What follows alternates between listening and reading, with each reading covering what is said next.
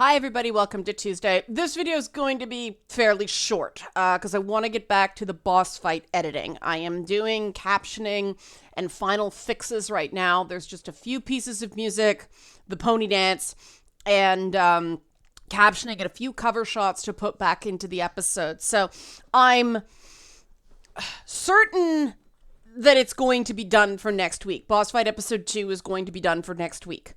The only wrench in the whole works is that this coming weekend is Yom Kippur.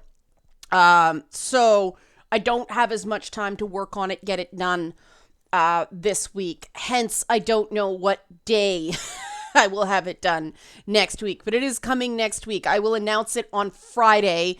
Patrons will find out earlier than that with some additional information. So if you want to be the first to know about this and many other things, as well as participate in surveys when researchers ask me to help and first look on some of the game dev projects I'm working on and stuff like that, help support this channel, become a monthly patron, patreon.com/LeannaK. And support is where I'm going today because, as often happens, something came up in yesterday's video that I thought would deserve its own video. Also, yes, I have the conversation I had with Dirk from Super Arrogant Bros up today, but I don't know about you. I wouldn't want to watch back-to-back days of videos about the movie Cuties, so I made this too. For people who understandably do not want to watch another piece of media on that movie, no matter how entertaining or insightful it may be. And that's treating people like I would want to be treated, considerately. Right. And I've noticed a thing lately where every time I make a commentary about all this stuff about girls, all this stuff about boys, all this stuff about girls, why don't we talk about boys this way? Like there's a bit of a Freudian slip there. Why don't we talk about boys this way? Why are we so overprotective of girls and so underprotective of boys? And then complain about toxic masculinity in adulthood when we don't worry about toxicity in boyhood. And every time I talk about this stuff, someone goes, "Oh my God, thank you." And so I think we need to talk about this because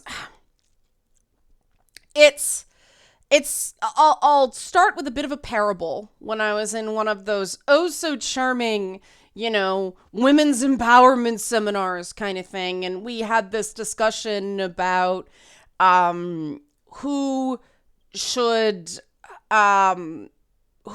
set norms for a given group. It's sort of accepted that men shouldn't set norms for women and white people shouldn't set norms for people who are anything but white. And it was this whole thing, and the leader of the workshop stopped everybody and said, frankly, at the end of it all, the individual should be the one that sets these things for the individual. Everything else is falling short. And she was a fascinating woman who actually was Afro-Caribbean Canadian, but she identified more with indigenous, what we consider indigenous practices, because her ancestral cultural traditions were essentially destroyed by slavery, and that was the closest she could get.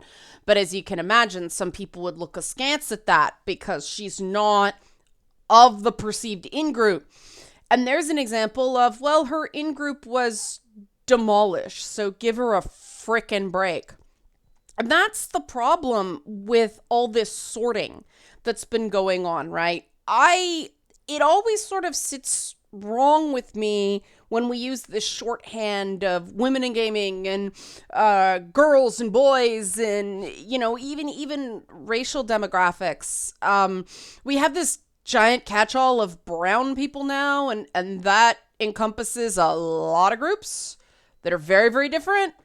And it's funny because up here in Canada, we tend to just refer to people from their specific culture. they're Tamil, they're Sinhalese, they're Punjabi, they're Persian, they're whatever, Ecuadorian, Bayesian, Trinidad. I know some people don't like the term Bayesian, but my circles, they say Bayesian. You know, you say where the person comes from. That's the norm in Canada. Of course, you go to the US and that is considered a microaggression because you assume that someone is from another place. No, they've told you they're from another place. You don't assume. This is the way we talk in Canada. In the US, there are a lot more people who are not, they are the children of immigrants. They themselves are not immigrants. We're less weirded out in Canada with just calling people what they want to be called. Some people just want to be called Canadian, and that's it. And we're good. And it's funny because we have this mosaic multiculturalism up in Canada. That's where I got the idea for mosaic feminism, where everyone gets to be an individual. Whereas the US is much more of a melting pot. And it seems like, the view from up here is like, well, the US melting pot has become this big blob now where everybody's fighting, and this collectivist identity, no matter how much someone wants to claim they're not a collectivist, all this culture war stuff is one collective essentially fighting about collective identity with another collective. It doesn't matter what the collective identity is, right? There's no ability to get heard, to get a point across, to be validated as an individual. And, this came up with the discussion with Dirk about Cuties, where he was more horrified by the movie than I was, for many different reasons. One, he said, he'd never encountered this phenomenon before. I had, because I was a dance teacher, and we've been fighting these issues for quite some time in competitive dance. But also, I really think men have this response to the whole thing that women don't, for obvious reasons. And I said to him during the talk, like, I want a space where, his position is totally validated, that it was just disgusting and horrid to him, and still be able to talk, right? Now, of course, that would get me canceled somewhere. I just don't give a damn anymore. We're in the middle of the high holy period. If I can't introspect and talk big concepts right now, when can we do that? I think we should be able to do that always, right? We know we can't. And obviously, we're never going to get 100% perfection in that regard. There will always be sensitivities. There will always be things that are too raw for some people to discuss. Now, obviously, the people I associate with most as an identifiable group on a regular basis are gamers who are predominantly male. I've got, the regular Twitch viewers I have are sort of more mixed than most groups. There are quite a few people who identify as non-white. And I say identify as non-white, or identify as black or brown, or, from other places in the world. They have to offer up that information because their name on a screen, right? We've done some Zoom chats, so we've all kind of seen each other, and we all kind of know, okay, yeah. There are, more women, the percentages should indicate, far more trans people than percentage of population, probably because of the, trans-friendly content I do. Plenty of gay people. I make sure I do the fan service moments for the gay dudes, right? Tsushima and all that stuff. But we talk, but they're all sort of gamers. And obviously there are still a ton of white dudes. And what I have noticed is there's a lot of broken going around. What do I mean by this? There seem to be a lot of people, and this is not exclusive to white guys, it's something we have in common, but there are a lot of people carrying a lot of emotional burden, a lot of emotional weight. They're like, it's like a mental health porter game, right? They're constantly trying to balance this giant emotional weight of past trauma, of social anxiety, of, mental illness, not completely formed sense of self, so on and so forth. And they're just carrying it around and they can never find an equilibrium because it's just too much. They never get a chance to sit down, take it down, unpack, figure out what exactly is back here, right? Like, what is carrying? Does anybody have the thing I do? You just have piles of stuff in your office and one day you go, what the hell is in there? And most of it's a lot of nothing. It's stuff you can throw out, but you shouldn't throw out the whole pile because there's a few things you do want to keep in there. That's what both, mental health, but also emotional health is like. And women are encouraged to do those processes a lot more than men are. And it starts early in life, right? And this matters because in preparation for this video, after the comments of late, I've been reading a lot about boys' childhood development because I realized I know a lot about girls' childhood development, and I know enough about the formulation of gender identity and how that works at young ages and sort of when it works and when it happens and all that stuff. But from the age of about 6, I realized I don't know. I mean, I know the broad strokes, but I don't know terribly much about boys until it's like 15, where it becomes relevant for gaming stuff. So I went and I did some reading, and I realized that these things are false. What's really needed in terms of education and pedagogy and,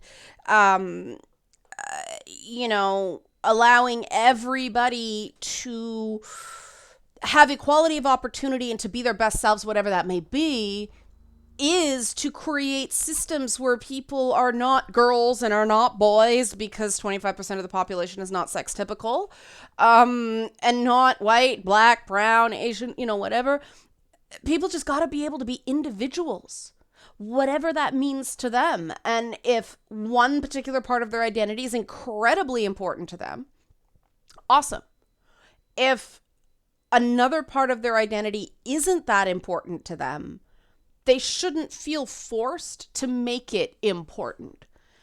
And I'm going to guess that a lot of people, but right now I'm talking to guys, I'm interested in your feedback because I can't experience this from the inside. A lot of guys who find their solace in gaming have spent a lot of time feeling pressured to be things they just aren't. Why?